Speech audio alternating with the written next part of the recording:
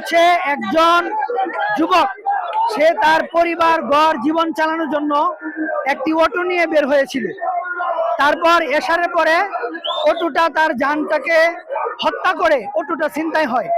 এরকম একজন পরিবারের গুরুত্বপূর্ণ মানুষ, যার উপর নির্ভর করে একটা পরিবার চলতো, এরকম একটা যুবকের জীবন কেড়ে নেওয়া হলো, নৃশংসভাবে হত্যা করা হলো।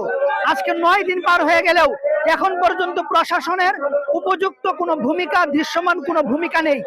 আমরা জোর দাবি জানাতে চাই, এই ছেলেটি চরাঞ্চলের হওয়ায় এখন পর্যন্ত কোনো ময়মনসিংহের কোনো নেতাকেও আমরা ওইভাবে দেখলাম না তার পক্ষে কোনো কথা বলতে, এবং আইনকেও আমরা দেখছি না যথাযথ পদক্ষেপ নিতে। কেন? চরাঞ্চলের মানুষ কি মানুষ না? এজন্য আজকে এখানে চরাঞ্চলের মানুষ রাস্তা অবরোধ করেছে। যদি দ্রুত সময়ের মধ্যে এই রাজীব হত্যার খুনিদেরকে শনাক্ত করা না হয় এবং ময়মনসিংহের যারা রাজনৈতিক ব্যক্তি আছে এবং সাংবাদিকরা আছে, আইন শৃঙ্খলা বাহিনী আছে, সবাই মিলেমিশে দ্রুত সময়ের মধ্যে যদি এই রাজীব হত্যার আসামিদেরকে শনাক্ত এবং কার্যকর কোনো পদক্ষেপ না নেই, তাহলে ময়মনসিংহ শহর অচল করে দেওয়া হবে ইনশাআল্লাহ। এলাকার মানুষ আমরা দেখেছি গত কয়েকদিনে আমাদের চর এলাকায় একাধিক খুনের ঘটনা ঘটেছে, একাধিক মার্ডারের ঘটনা ঘটেছে।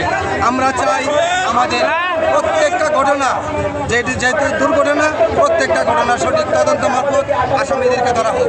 আসামিদের আজ পর্যন্ত 8 দিন পার হয়ে গেল, একটা আসামি এখনো ধরা পড়ে নাই। আমরা মনে করি আমাদের পুলিশ, আমাদের প্রশাসন, আইন শৃঙ্খলা বাহিনী টোটাল ব্যর্থতার পরিচয় দিয়েছে।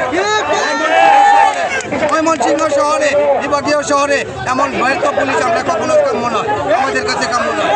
আগামী 24 ঘন্টার ভিতরে আমাদের রাজীব হত্যার আসামিকে গ্রেফতার করতে হবে, তাহলে আমরা ময়মনসিংহ শহর অবরোধ করে টোটাল আমরা বিচার চাইব। আমরা চাই আগামী দিন পুলিশ শুধু মাদক ব্যবসায়ী নিতে থাকে, কেন রাজীব হত্যার আসামিদেরকে এখনো গ্রেফতার করে নাই? এটা আমাদের পুলিশের ব্যর্থতা, এটা আমাদেরকে এটা বিচার দেখাইতে হবে, আমাদের আসামিকে ধরতে হবে। না হলে আমরা রাজপথে নেমেছি, আমরা আগামী দিন আজকে চাইনামুর রাস্তা ব্লক করেছি, আগামী দিন ময়মনসিংহ শহর ব্লক করবো ইনশাল্লাহ।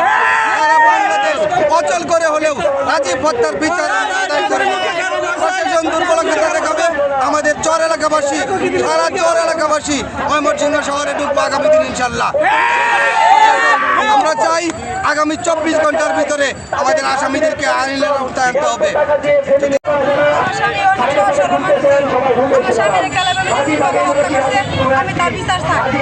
কি বিচার চাচ্ছেন?